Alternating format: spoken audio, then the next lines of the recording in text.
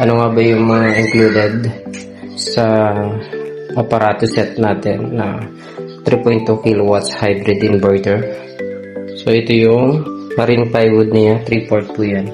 60 by 100 po yung size niya. 60 cm by 100 cm.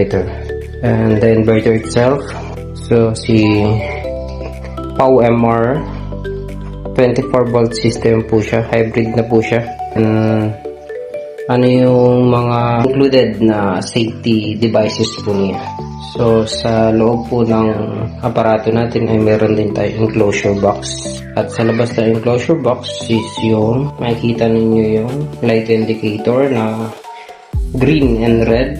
So sa green natin, indication po siya kapag naka-ilaw is naka-solar po kayo. And then kapag naka-red naman ay naka-grid na kayo. Ano po? So tingnan natin ano yung laman. So ito po yung laman ng enclosure box natin. Isa-isa lang natin ito. So ito yung breaker natin, DC breaker para sa solar panels natin. Then ito yung nakaparallel lang po dito yung kanyang SPD lightning protection device po natin to. Then another breaker which is RCBO plus SPD na po. Then another breaker po para naman po ito sa output ng ating inverter. And then another device is the watt meter. So makikita ninyo dito kung ano din yung makikita ninyo sa inverter. Then ATS, automatic transfer switch po natin ito.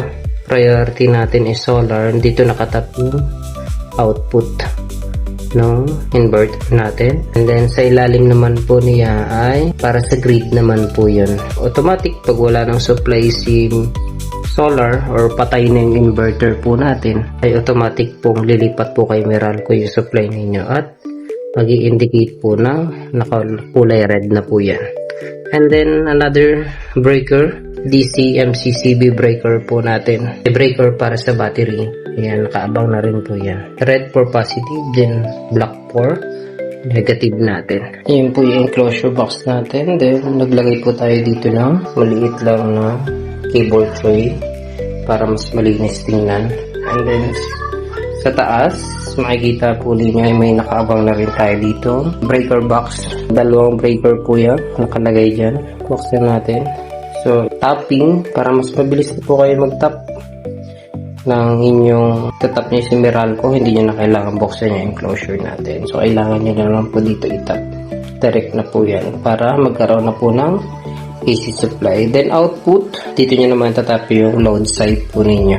Then meron na rin tayong mga available wires. So ito ay yung wire na kulay green is for grounding yan. Another 2 meters natin na PB cables or solar cables. May kasama na siyang MC4.